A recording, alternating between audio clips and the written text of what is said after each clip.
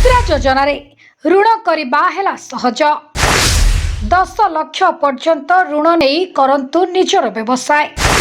जदि आपण नुआ व्यवसाय आरंभ करिबा पई चाहुचंती तेबे आउ चिंता करिबार किछि नाही। बैंक को जिबाकू पड़िबनी, घरे बसी आपण लोन पाई परिबे।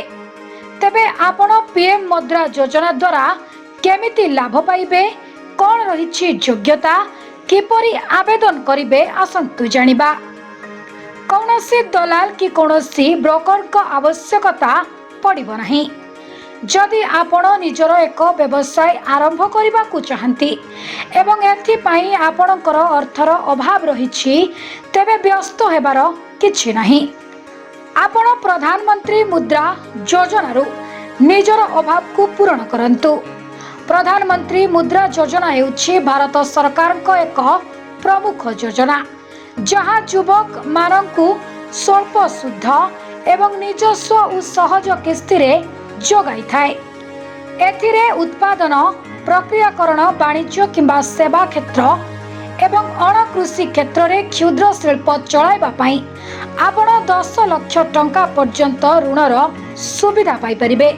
प्रधानमंत्री योजना अधीन रे सरकारी तथा बेसरकारी बैंक, समवाय बैंक, ग्रामीण बैंक एवं अन्यान्य कोनोसी ऋण प्रदानकारी संस्था ठारू ऋण मिल परिबो।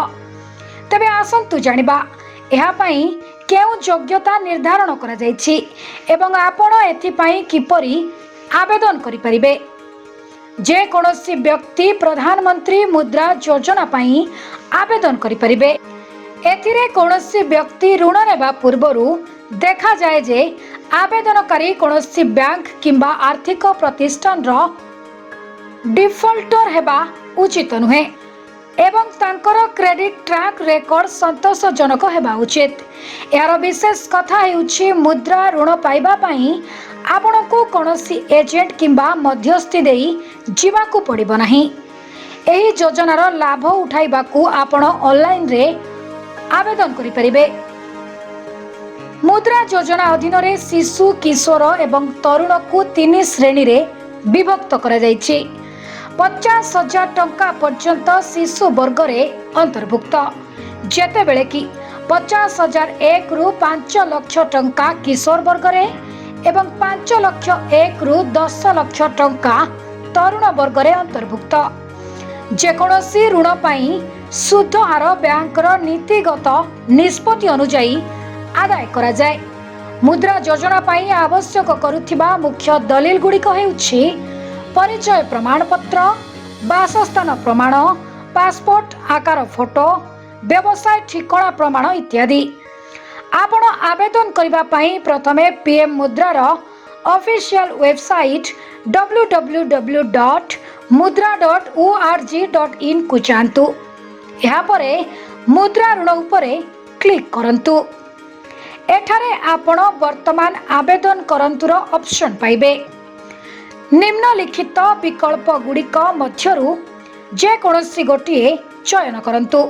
या परे सविशेष तथ्य पूरण करी ओटीपी सृष्टि करंतु। पंजीकरण परे कोनोसी आवेदन केंद्र उपरे क्लिक करंतु। या परे फॉर्म पूरण करि सरिबा परे समस्त डॉक्यूमेंट संलग्न करंतु।